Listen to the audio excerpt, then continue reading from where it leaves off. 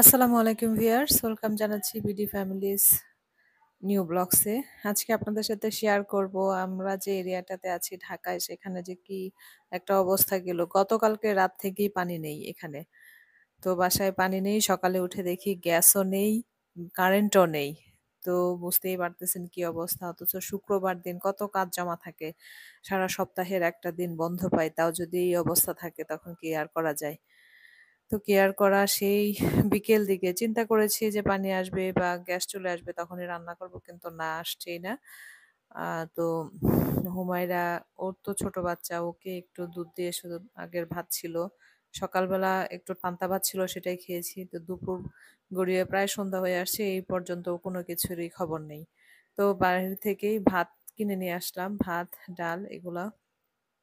আর infrared চুলায় আমি দুটো ডিম ভেজে নিয়েছি। তো এগুলো দিয়ে আজকে আমাদের খাবার হবে। আসলে ঢাকার জীবন মাঝে মাঝে এত বেশি দুর্বিষহ হয়ে যায়, বিশেষ করে এই গ্যাস এবং পানির সংকট, খুবই অবস্থা খারাপ।